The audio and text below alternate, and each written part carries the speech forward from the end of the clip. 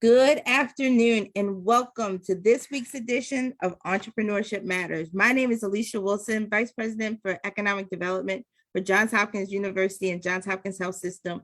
And it is my pleasure to welcome you to, I think, the tastiest Entrepreneurship Matters yet.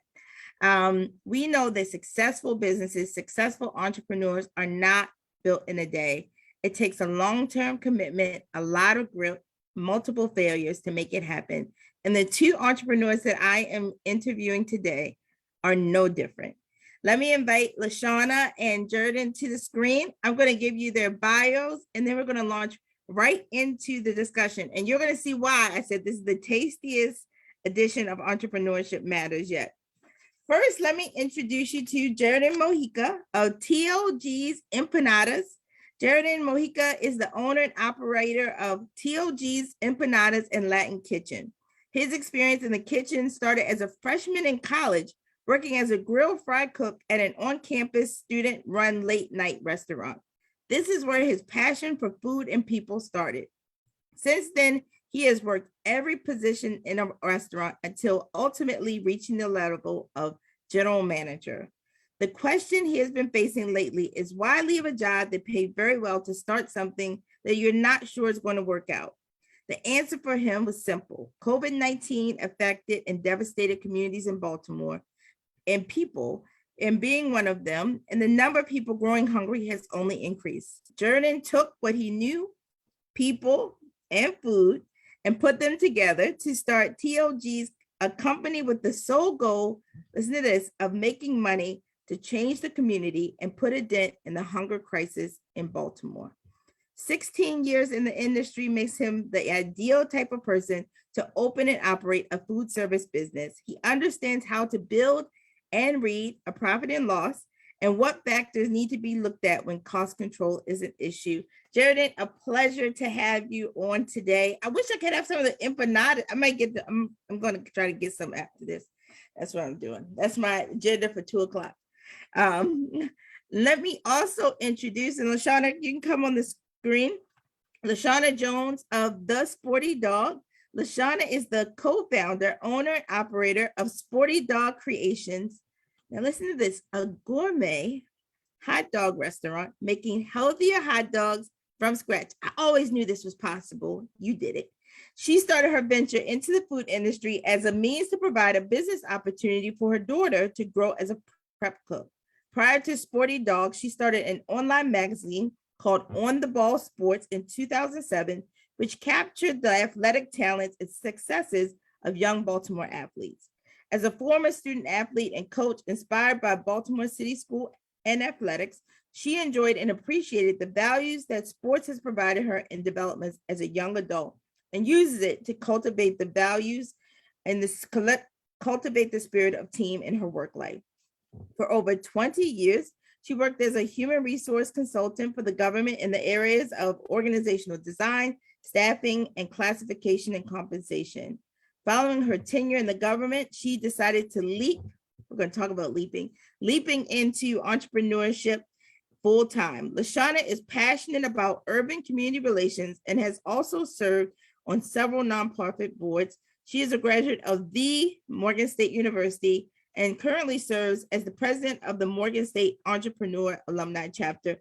Welcome, LaShauna, back on the screen, and we're going to jump right into the conversation and have no further. So first, I'm going to start with Gerdyn. What inspired you to want to choose entrepreneurship?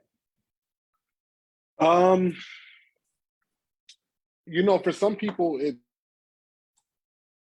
it's a difficult decision, right? And for me, it was difficult, realizing that I had a steady job. COVID-19 kind of disrupted things a little bit, but I was still employed. I didn't get furloughed. All I had to deal with was a minor pay reduction during COVID. But I had to furlough all of my team, which was really hard. My wife was still working. My wife is a nurse, and there just wasn't enough being done. Yeah. Right. And I think that for a lot of entrepreneurs that are community focused, Yep. it becomes a question of where can I create an impact? What can I affect? What can I take a hold of that I can create change in? Um, and opening a restaurant and doing my own thing has always been a goal for me. And it just after talking to my wife, it became like, hey, I think it's time for you to try and figure this out. So we took the leap. And yeah.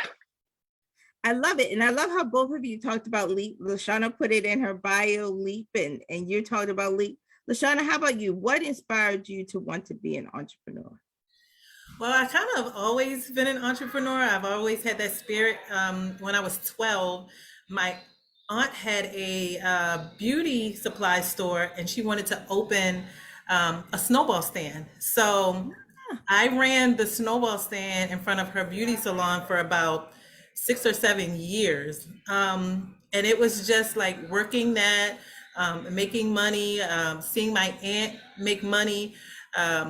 It kind of ingrained an entrepreneurial spirit in me from, me being 12 years old. So, from there, I just kind of, even with my career, and going into a government job and sitting for a 9 to 5 in front of a desk, I was like, this is not me, this is not me, this is not me. So I was doing other things. I was always doing something else. I was doing the magazine, which was doing very well. I had also started, I was getting ready to start doing a nonprofit. I had joined other nonprofit boards. So, I was always doing something else because I knew that my 9 to 5 was just not where I wanted to be. So it started at an early age for me as well. I love it. Snowball is one of my favorite things. Everyone knows. And Baltimore, we're known for the snowballs, right? Yes, we're known for the snowballs. Yes, we keep them coming all summer long. So we have so many people watching right now, and I see people putting comments on Facebook already. Feel free to keep doing that. Put them in the chat on Zoom. Also, those of you who are listening on the phone, text your questions 22333, type JHUWL in the message, and I will get all those questions. Let me get to this question that came in on Facebook just now, and I'm going to get it before I get to another question, which is why food? So both of you clearly talented. Gerdyn, why food? LaShauna, why food?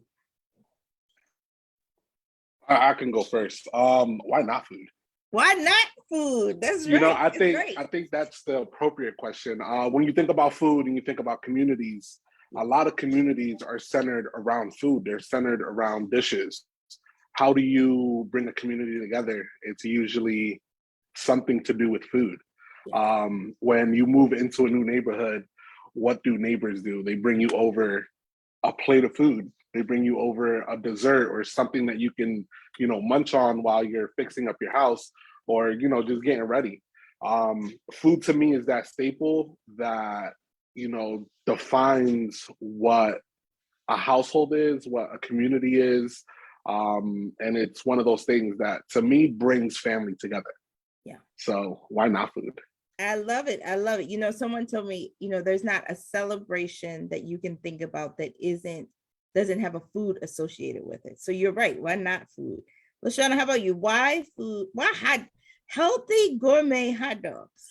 Yeah, that was essential. It was essential for us knowing that there was little to no transparency in food, the food we eat.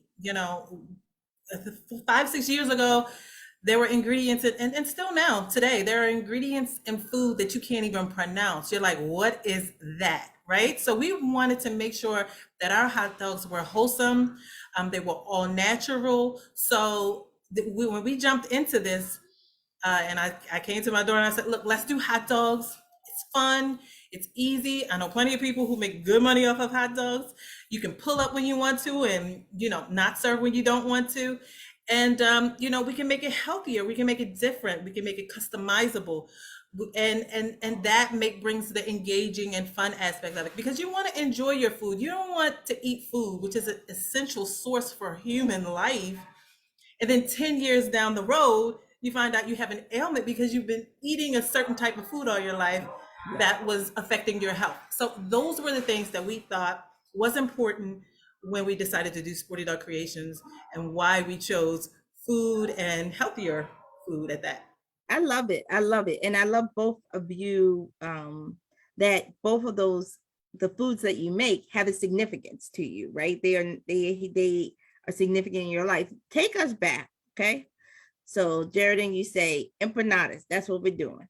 LaShauna, hot dogs. Y'all talk about it. We're going to do hot dogs. But from that thought to starting a business, there were a number of steps you went through. So take us through the steps you went through to start your business. We have other entrepreneurs on, we have young people watching, we have a whole host of people saying, I make a good pound cake. Like, how could I go from an idea to a business? So I'm gonna start with LaShauna. What were the steps you went? You don't have to go through steps. I will take down the steps, but tell me, like, what did you do to get to the point where you are now, which is huge. And we're going to talk about that as a part. So the thing about entrepreneurship, right? Entrepreneurs usually try to solve a problem. That's usually why they start any project, anything that they jump into is usually to solve a problem, right? And so for us, when we decided to make hot dogs, we said, okay, step one, where can we test this? Where can we, let customers try what it is that we're eating? And then see if it's even okay, right? If it's even legit, it might be disgusting. We didn't know. So, we set a farmer's market, and that's how we started. We started with a farmer's market. There was a community farmer's market opening in my neighborhood of Greenmount West. And we started right in Open Works parking lot, serving our hot dogs. We had a vegan and we had a beef dog. And so that's what we did. We started there. And then the next thing we knew, people were like, well, first of all, funny story. Let me step back a minute.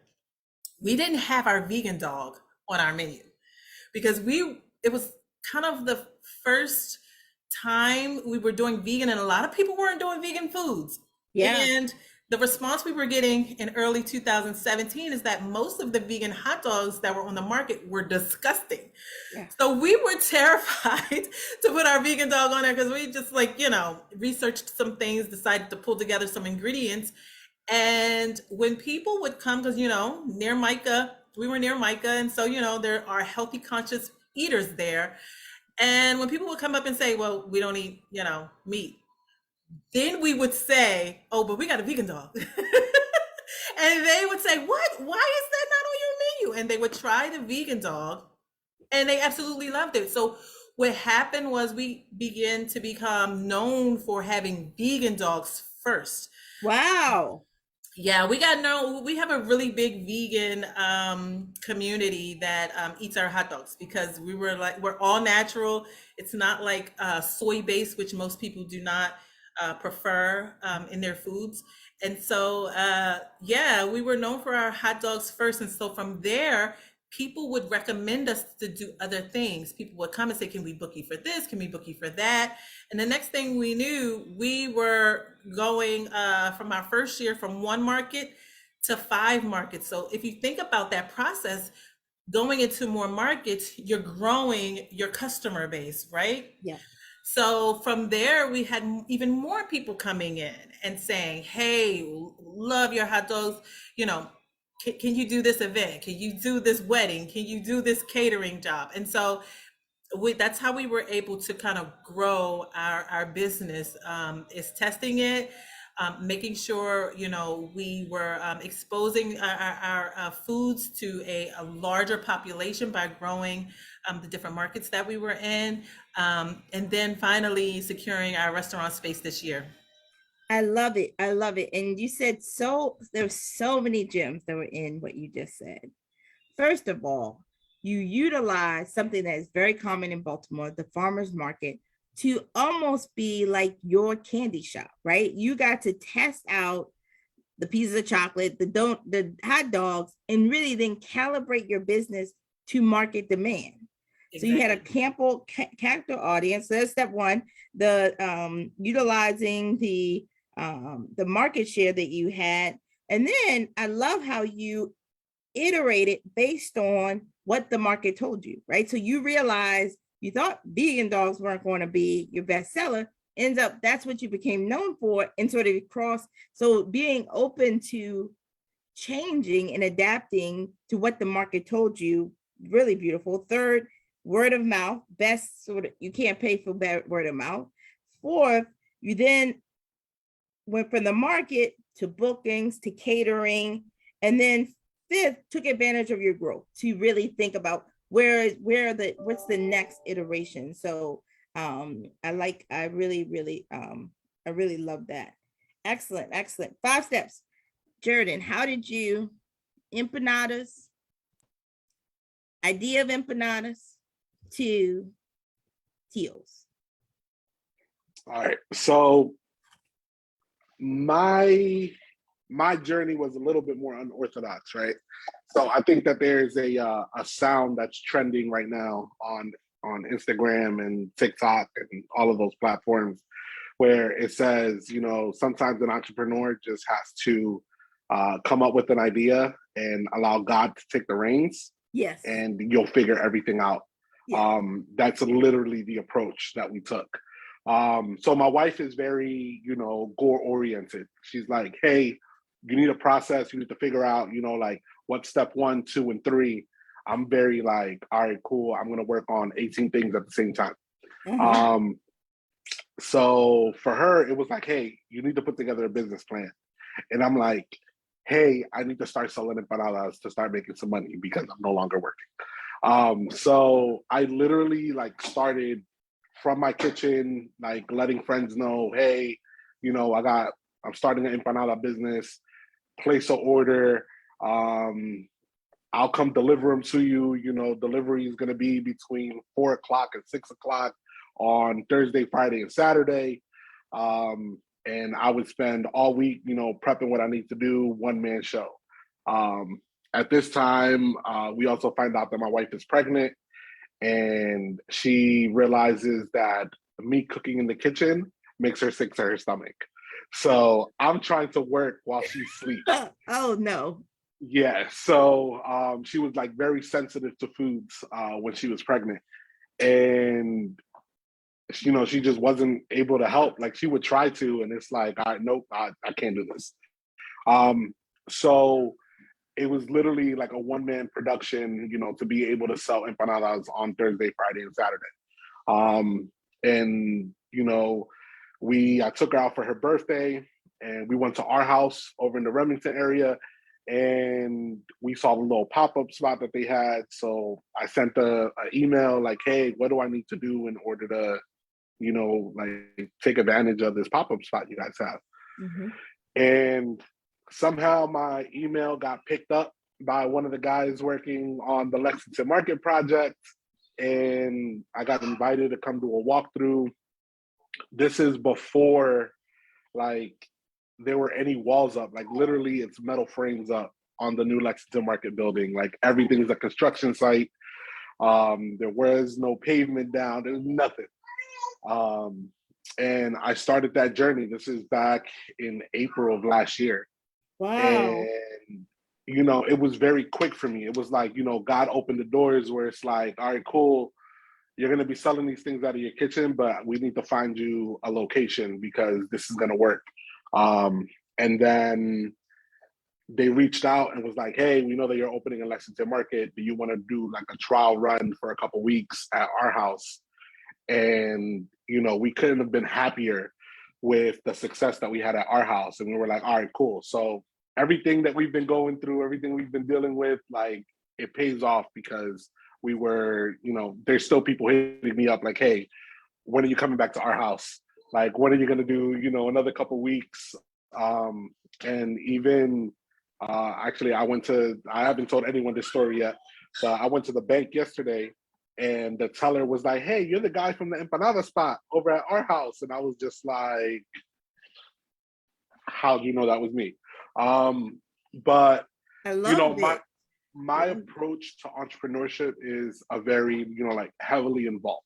Yeah. You know, I don't want to be an entrepreneur that puts together the idea, puts together the plan, and then they want to step away from it and let somebody else run it. You know, like the focus for me is to be involved, to make sure that every step that we take is going to be able to not only push Theo G's Empanadas and Latin Kitchen forward, but to make sure that every step we take also has some kind of impact. Yeah. So I love it. I love it. And I love how you can, like, looking back at what you just said in your story, you can see like how things moved to allow for you to be in the position. I don't know if you know that the gentleman who owns our house also owns who developed our house, also developing Lexington Market, Tebow Mannequin, wonderful, wonderful, wonderful friend of mine. But that's just an amazing story. Hold on. So I took down 5 steps. You said, first, you came up with the idea. Second, your idea was to come up with the idea and let God take the reins. And really, in much of what you talked about, it just was like ordained, right? What you were talking about, your wife being sick. So, well, your wife saying you need a business plan. You saying, I need to make empanadas. Wife getting pregnant, can't stand the smell in the house. So you got to find a place outside the house. You go to our house, see that there's a pop-up opportunity. The pop-up opportunity you email for gets you noticed by Lexington Market. You then get to go to a Lexington Market. You got to stand in Lexington Market. Then they say, well, let's try it out at our house. You get to try it out. And then when you go to banks and like you're famous, people know you, even just like when you just transact in business, they know you for your empanadas. So it all really, a bit of what you did was you tested, you said, I want to go to market and test out, sort of just like LaShauna, right? I need to get them out in the hands of test if the product's good. And then really allowing for so many things to happen where you just were going out on faith, but really, faith is always met with I think, with beautiful blessings if you really step out on it far enough. So you just kept seeing all these blessings come from that beautiful, beautiful, beautiful, beautiful pieces. Let me ask this question as you, sorry, y'all. Everybody put your questions in Facebook. I'm getting to them now. This question, which was, and y'all, people are saying awesome, like y'all are so inspiring. So you take that all in. Question that was posed was, how did your friends and family respond to you wanting to be an entrepreneur? I'm gonna start with you, LaShauna. We know how, is the baby like empanadas now, Gerdyn? Baby like empanadas? Not yet. Not yet. He turns 9 months in a couple weeks. Okay, so, we're training him. Yeah, I think once we get to the year mark, we'll start introducing. Okay. So how did LaShauna, how did your family and friends respond to you wanting to be an entrepreneur? And any advice for those who may not have a strong support system? You talked about your daughter, but how did generally people respond to it? Yeah, that is an awesome question because, if you think about it, a lot of entrepreneurs will say this, that, we have very small and limited amount of friends, yeah. Right? And it's because entrepreneurs tend to dive into their work. So a lot of times family get estranged. A lot of times there are feelings there that, they may not always agree with. One of my biggest, I guess I'd say inspirations, my mom told me not to start another project, because I'm always on projects, right? So my mom told me not to start another one. I had a lot of friends who just thought that the Sporty dog would not work, or that I should stay focused on basically my sports writing, which I was doing at the time. And so, you'll get a lot of naysayers. Yeah. And you just have to, one of the things about entrepreneurs is they have very tough skin. Yeah. So, you're going to take losses, you're going to take people who may not like what you do, may not even like you, may not like the circle you're in. And then you'll have others, you'll have supporters who, like most of my supporters, getting to your question about how do you build your network, most of my supporters came from just doing good work in the community. Yeah. When we opened Sporty Dog in Greenmount West, I was the member chair of the association there. So, a lot of people that were there knew who I was, knew I was starting a business right in their community, and they wanted to support me. So, and those are still supporters to this day. Yeah. They still come and grab hot dogs. They still, purchase from us, and we still keep in touch. So, it's very important to, a lot of times, and I'm going to say this wholeheartedly, if you have family that you feel are not supporting you, that, believe me, if you have a product that is good, you're going to find people who will support you. Yeah. And if you're passionate about it and you have the tough skin and the discipline to push through, you will have people who will support you just on the fact that you are, disciplined and committed to your product or your service. So, I would say that, yeah, we all have naysayers. I have more naysayers than I have supporters, but hey, that's the name of the game. So, I would not get too frazzled about the naysayers when you're doing work in entrepreneurship. Yeah, no, I love that. And I remember you at the farmer's market every Sunday. I would say hi. And I think that's where I first met you, right? Yes. I think so. Yeah. And you just had so much joy, and like you would never know, because and everyone wanted to support you. And not just because you're a wonderful person, you are a wonderful person, but your product was good too. And so I think people, you may not buy the first ticket to get on the train, but once the train starts moving, it's hard to be left at the station while you watch trains move past you. And so just kudos to you for keeping that up. Gerdyn, I know the baby in utero wasn't that supportive, but your wife clearly was. How did your friends and family respond to you wanting to be an entrepreneur? Any advice on for those who may not have a strong support system like you?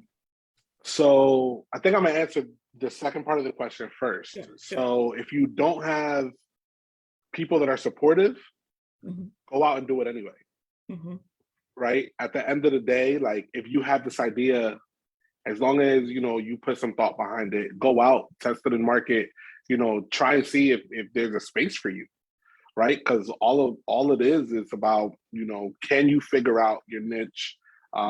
Is there a space for you there? Do you have good quality products? Yeah. But for me, my wife's super supportive. My mom and dad at the beginning questioned it. They were like, hey, you're really gonna leave, a good paying job to try and start a business. And I was like, yeah, like, me and my wife agreed that, we can do it. We are gonna try and be as financially responsible as possible, and we're gonna figure this out.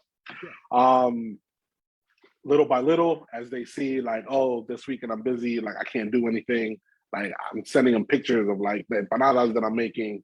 I started getting small little catering orders here and there. And they start seeing what like my Instagram page is starting to look like with the pictures, the quality of pictures that I'm posting. And they're like, oh, hold on. Like, I think you're onto something there. And, little by little, it took a little convincing. But, I think before I made that leap, me and my wife had already decided that, I would try my hand at this. I still had a full-time job. Yeah. And the idea was, maybe we try it out a little bit while you're still working full-time, and try and see, what's going on. I was actually going through, I was starting a job transition into another company. That, I thought I was going to be able to have a couple more hours available to me. And, that wasn't the thing. And, we're still in the middle of COVID, and there's a new social media platform that came up called Clubhouse. Oh. And I got an invitation to Clubhouse when Clubhouse was still fairly new. And my boy from Mexico was like, hey, jump on this. And he's, one of my mentors throughout life. And he's like, yo, you're always talking about, you want a business, you want to develop something that's yours. Get on this app. There's a lot of like-minded people on here. And I think from the first day I jumped on there, it was a group of straight positivity. Like, hey, if you want to do it, go out and do it. Let us know how we can help. Let us know, how we can get your name out there. And, my Instagram profile, I started getting a whole bunch of people from East Coast to West Coast just following me, trying to order empanadas all the way out to Cali. And I'm just like, all right, cool. I think this is, something that we can do. But the moment that I realized that my family was completely on board was when we did the pop-up at our house. Mhm. And I told my mom and dad, like, yo, I don't have enough help. Yeah. And my mom called out of work for the next 4 days to come down and help. Oh. My dad was like, hey, I don't cook anymore, but I'll wash dishes. My mom literally sat there with an apron rolling out dough. My brother came up from Virginia with his girlfriend. I think 80% of the time we were open to help me out. My other brother from Jersey drove down with his girlfriend to help me out. And I started, seeing our family come together after so many years of, my brother living in Virginia, me living in Baltimore, another one living in Jersey, my parents living in Jersey. And, we weren't getting together as often, but to see all 5 of us there inside of the same space, not arguing, not disagreeing, like literally just working together and vibing as a family. That was the moment that I realized, like, yo, I have something here that's going to continue to bring our families closer together. And, not my wife's family also came down to help whenever they could. They gave me a couple days out of their schedule. My mother-in-law came down to help out. Sister-in-law came down to help. And it was just so much love that was shown just to fill in the pockets where I needed help. I love it. And I love what you talked about, like the moment you knew you were onto something.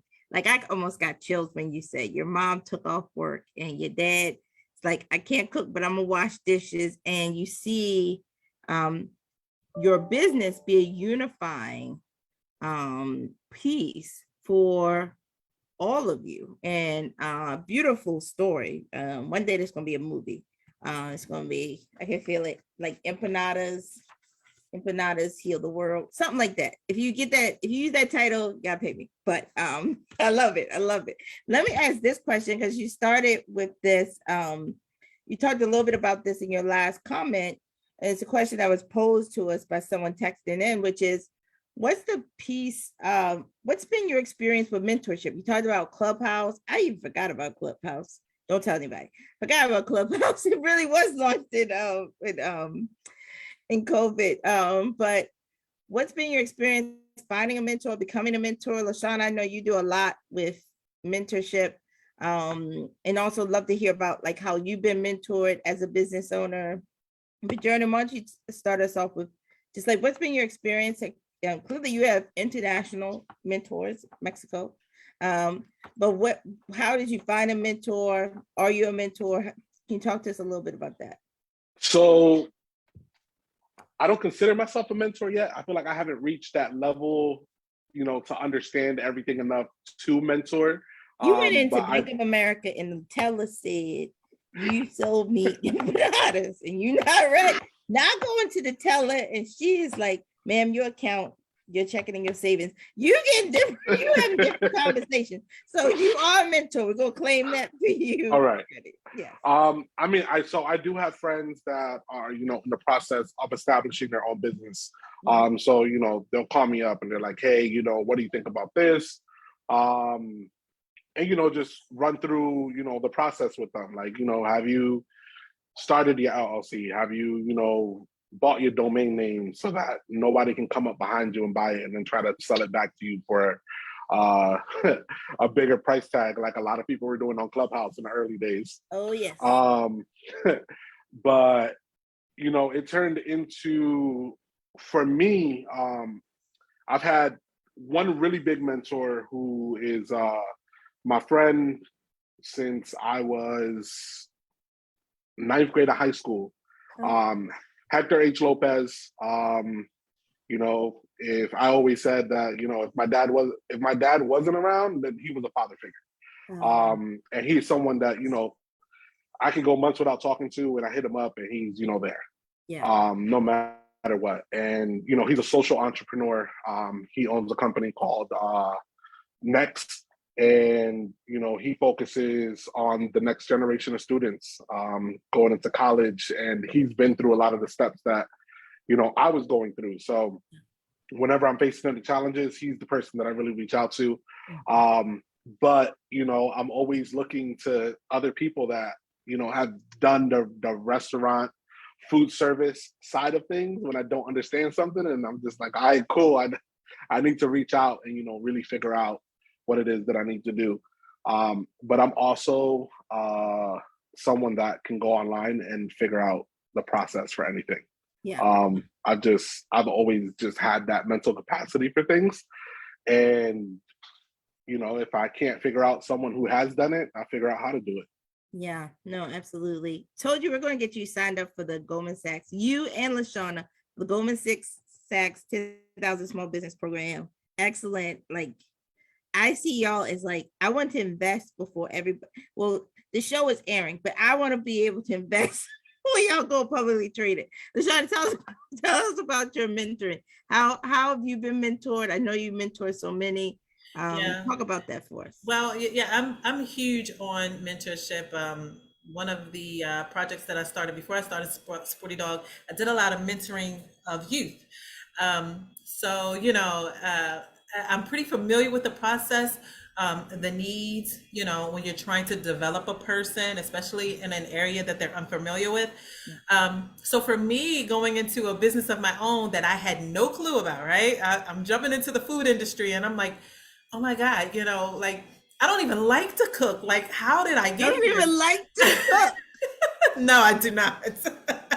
It was spaghetti every night for my kids. Spaghetti, okay? Sometimes with ketchup. Okay. So yeah, I definitely don't even like to cook, but it was something that, you know, you push yourself as an entrepreneur, you push yourself to learn and to do things. And one of the things that we had no clue on how to do was make hot dogs. Even though my bright mind was like, we're going to make hot dogs, we had no clue on how to do it. So we had no clue how to make hot dogs, but you say, we're going to make hot dogs. We had to hire a consultant to teach us how to make to teach us how to make hot dogs. So, you know, I mean, in those things, when you can't do something, that's what you do. You have to resource yourself and find who can assist you or who can support you or who knows how to do it. Another great way to get mentorship as when you're an entrepreneur, you're developing businesses, cohorts. I've done 3 to 4 cohorts in the past 3 years. So cohorts will allow you to network with other people who are in business. There are people there who are willing to support you, who are experts in their field and their industry. You know, so if you have a great product or a product that you're passionate about, and you can put that into an application for a cohort, and they're willing to take you on, that could be tremendous for you. And I think that's one of the things that helped me to move quickly in the food industry is I knew that I needed that mentorship in order to help me through something that I'm unfamiliar with. You know, I know how to be an entrepreneur and come up with right ideas, and I know how to, you know, put them into process, but I knew nothing about the food industry. And so, you know, going into cohorts is another thing that can help you navigate that area. I love it. And I love what you said, because, you know, there is mentorship that you certainly can get organically for free. You know, someone sees you, they see the promise and potential in you, and they're like, I'm just going to invest, right? I love how you also talked about how you were willing to invest in yourself and pay for a consultant. And we've had a few entrepreneurs that have come on and talked about, I was going into the hair care industry and I got a consultant that talked to me about those products. I was going into the spice industry, and that's a thousands-year-old industry, helping them to understand, like, what does the spice market look like? So I love how you just open people's eyes, because there's no shame in getting a consultant. Not at all. And you know, YouTube is I go to YouTube University. I've gotten like probably 5 degrees from YouTube University, but it is okay to go into somewhere else and get that information. Let me ask this question that just came in, which is there something that you would recommend someone not do as an entrepreneur as they're starting out? This might be like you look back and you say, you know what, that thing I do, like no one ever should do that again. Like that one step, like it was not, you should not do this as an entrepreneur. That we got that question, just received that question. LaShauna, I'll start with you. You have, don't do that. Don't do it. I like to say, especially in entrepreneurship, one of the things that got me to where I am is that I never said, I don't think I should do that. You know, I typically will try almost anything. And then once I try it, I'll say, okay, that might not was a fit for what I'm doing right now. But I think one of the things, the biggest thing in entrepreneurship that you shouldn't do is just don't quit. That's it. Just don't quit. I mean, you know, always find a way to improvise. Always find a way to say, you know, maybe I can do this better. I mean, just think about hot dogs, right? There's plenty of hot dogs out there, but I'm doing it better. So, No, you know, not one Sporty dog. Exactly, only one. So, you know, you take that idea, you say, I'm going to do it better. And, you know, you just keep working at it and work. And that's what we did with our hot dogs, not knowing how to make hot dogs. It's an absolute process. You got to keep the meat cold. There's a way to emulsify the meat in order to put it into a casing. Our casings, we were using sheep casing. So those casings, the tenacity of it is not like a pork casing. So, you know, you have to really work it through. So there's a lot involved with making a hot dog that we didn't know. We just knew we wanted to do it. And so that's how you just don't quit, even though we got frustrated about that process. It's like you don't quit. You just keep pushing through. I love it. I love it. And you're right. Great. You know, you don't quit. And pivoting isn't quitting, right? Learning, changing, evolving isn't quitting. Right. It's becoming process improvement. And every company has process improvement. Absolutely. I saw them do something to my cornflakes last week. So I know they continue to process improve. Gerdyn, what would you say? Well, I mean, at the end of the day, to me, an entrepreneur is someone who has mastered the art of the pivot, the art of adjustment, because not everything is going to go the way that he intended. Not everything is going to go the way that you put it down on paper.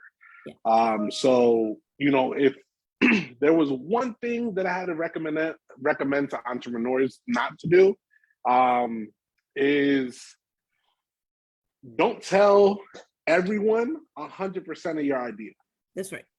Don't give them the foundation and groundwork to the whole plan so that they don't sidestep you and go do your idea. Because you're going to be real mad. Yeah. But, you know, besides that, I just keep going for it. You know, if you have an idea, you know, follow through with it. Do it. You know, don't psych yourself out of it. A lot of things that, you know, a lot of stuff that I see with people that have ideas is that they psych themselves out of it. Oh, I don't know how to come up with the money for it. I don't know, you know, how I'm going to be able to sustain my lifestyle. Yeah. You know, and then me as an entrepreneur, I'm like, all right, cool. Well, are you living above your means? Yeah. If you're talking about your lifestyle, yeah. Well, you know, what are you doing? Have you been saving? Are you doing this? Like me and my wife are bootstrapping this company.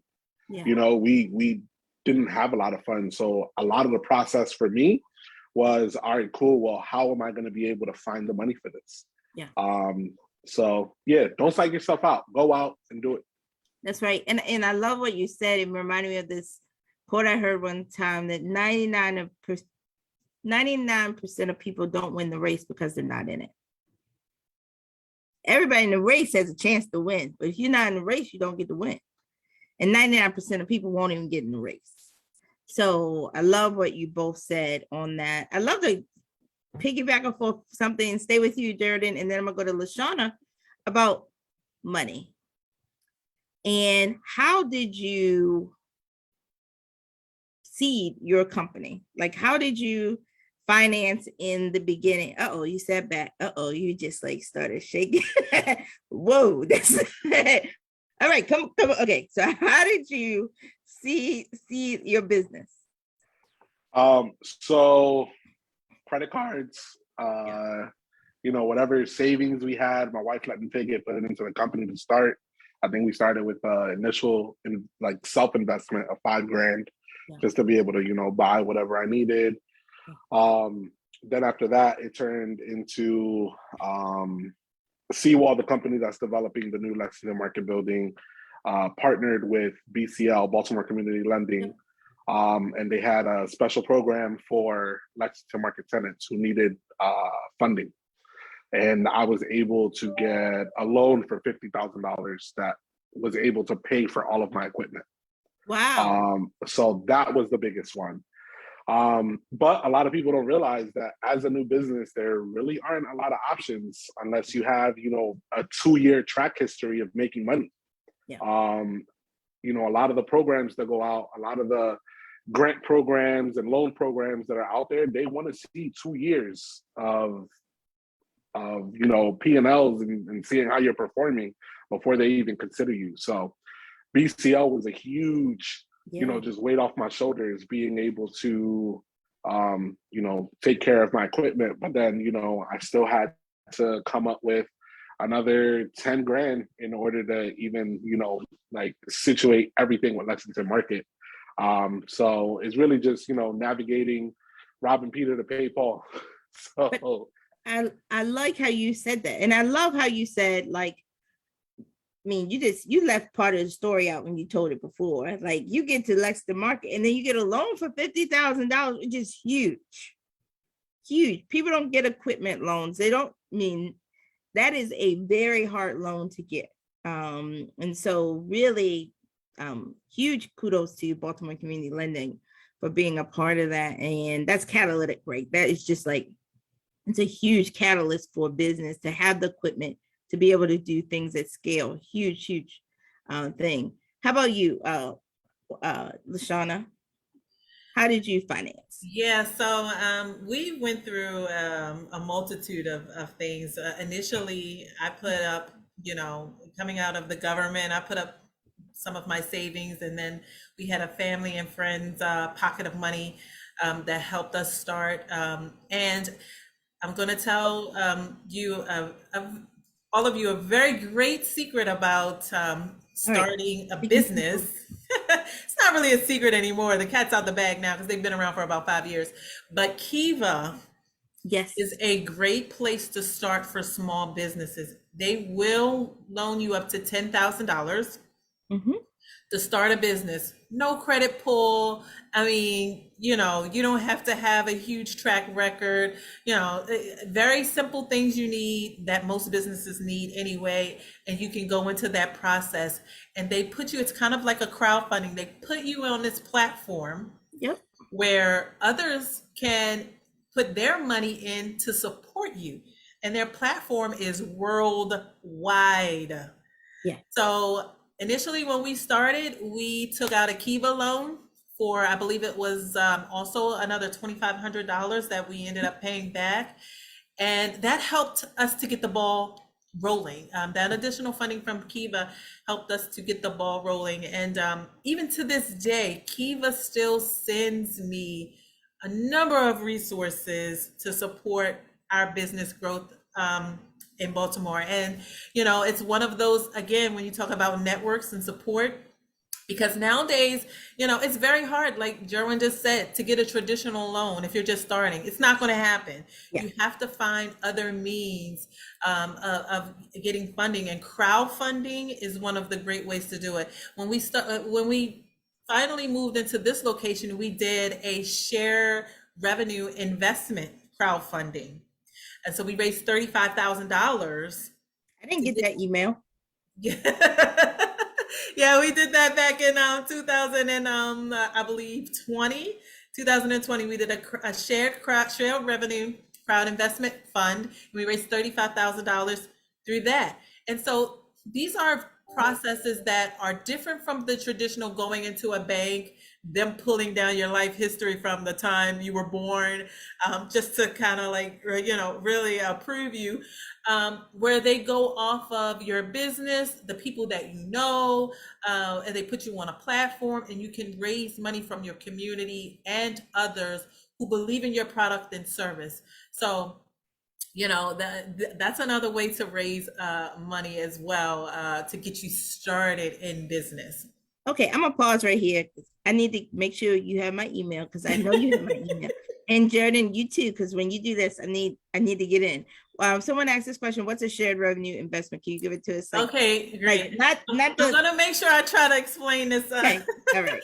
Explain this clearly. So we went to a provider who had a platform where we applied, Yep. and through that application, we were able to set a term with anybody who invested in our business for a shared portion of the revenue that we make. So for the next, I believe it's 7 years, I have to pay back my investors a portion of my profits each quarter.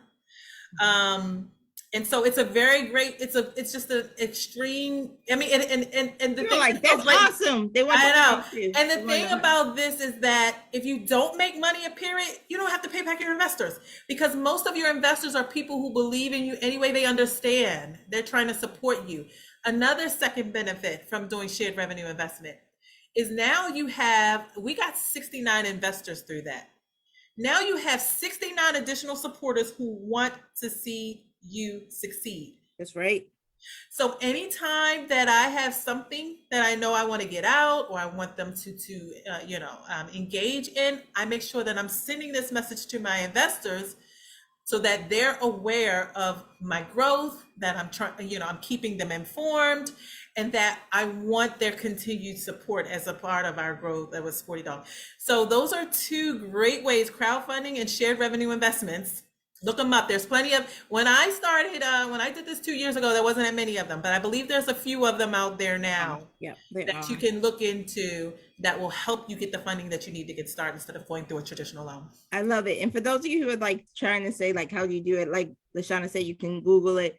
If you also are like interested in Kiva, you can invest, but you also, this is a fun thing, like you can buy a Kiva investment and give it to someone. Yep. And ultimately, like your mentees, you can help them figure out how to invest in businesses like LaShauna and Gerdyn's. And it's really neat because it's like buying stock, but you're buying stock very local to you. Yes. In businesses that are growing. So great advice.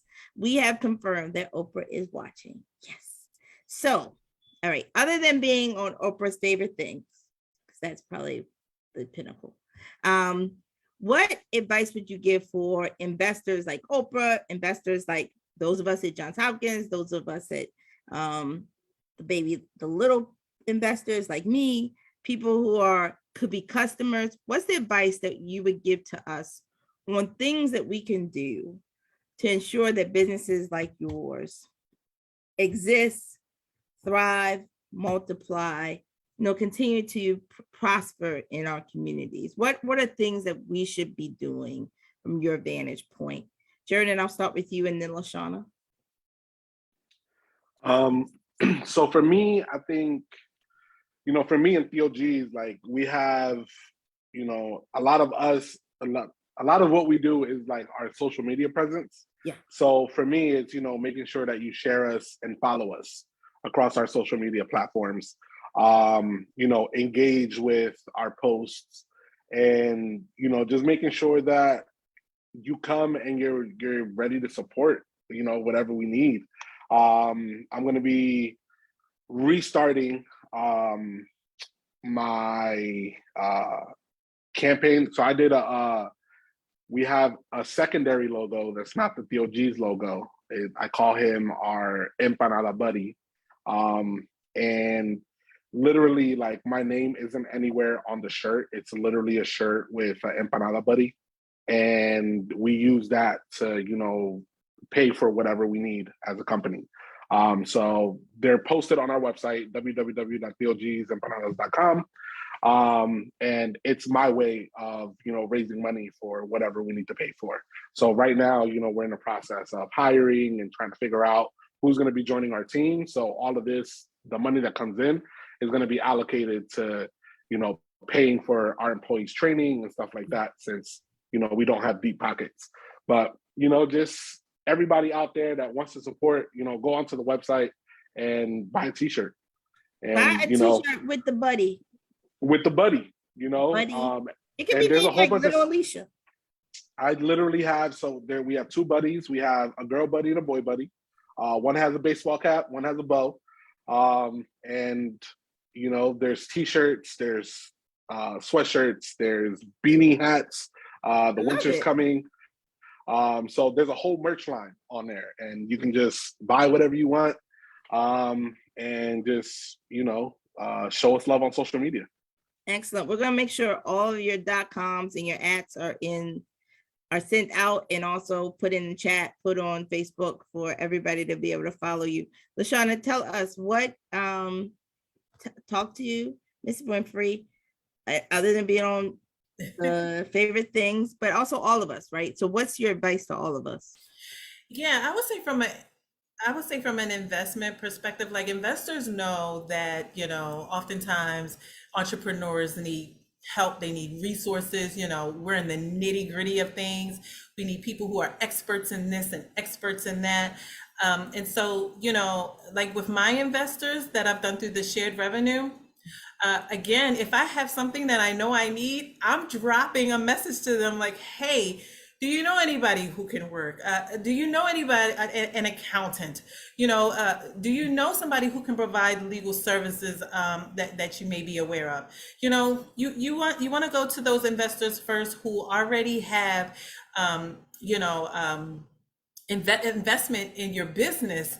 They're going to give you the best support ever that you need, and just from the, the general public, we all on that, buy black and, woman owned and, that whole spirit, which I love, I'm glad because I'm a woman owned, business. And I think it's great that we're on that.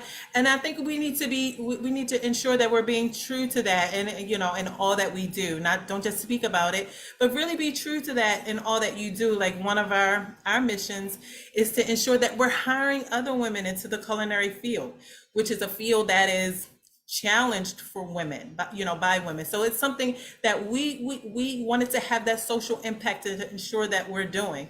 So, it's always a give and take with your community. Most of our investors come right within our community because we wanted to make sure that we were giving back to the community. So I think that's also very, very, very important. So, we're right in downtown Baltimore. Come see us. Sporty dog. You'll never have a sporty dog like this, a hot dog like this sporty dog. So make sure you come and see us. It's all about just spreading the love and really trying something different and unique and supporting another small business. I love it. I love it. Both of you, tell us. I'm going to have one final question, hopefully, if I can. But before that, I want to get all of your .coms, your ads. So, LaShauna, how can we get in touch with you? Where are you located? What's your website? Your social media? Give us all that. Yes, the great thing about where we are is we are in the Women's Industrial Exchange Building, which is probably, most of you don't know, it started in the early 1900s, but it was for women to sell their wares because, back in the early 1900s, women couldn't make money. So I'm the first Black woman-owned business in this historic building. So it's huge for us.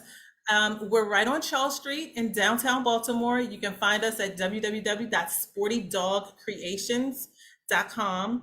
You can also find us on social media at The Sporty Dog. We're on Facebook, we're on YouTube. Eventually we're going to get that YouTube thing going.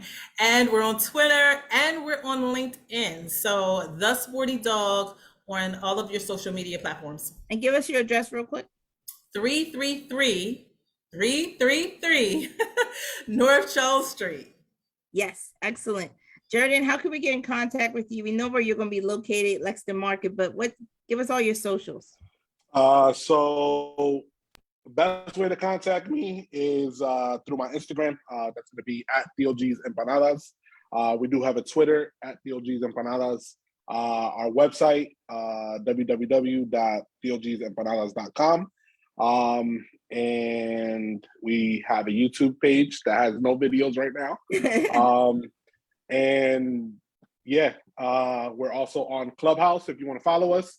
And that's also at DOG's Empanadas And if you follow me there, I'll invite you to some dope rooms about entrepreneurship, some dope rooms about food, and just follow. Excellent. All the links to social media and websites have been sent out on all the channels, so please get those and visit them. Let me say this, it has been an absolute pleasure. It was not only the tastiest, but also like one of the most inspiring. I don't want to get in trouble. Entrepreneurship Matters we have had. This has been, I agree with the folks who are now like giving y'all all the love. A very refreshing conversation. We wish both of you, Gerdyn and LaShauna, all of the best. Just continued success and prosperity. And just are so grateful to have you in Baltimore and to know that your great products are started here, but Baltimore can't contain it. It is worldwide brands. Let me give a couple of announcements and then we'll close out. Next week, tune in. Come back. We're going to be with two amazing entrepreneurs again. Follow us on JH Connects on Instagram, Twitter, Facebook. Email feedback, jhconnects@jhu.edu. Let's thank our partners, Johns Hopkins University, Johns Hopkins Health System, Hopkins Local, the Mayor's Office of Small Minority Women-Owned Business, Goldman Sachs 10,000 Small Business Program, and Bloomberg Philanthropies. Thank you, Gerdyn. Thank you, LaShauna. Wonderful job.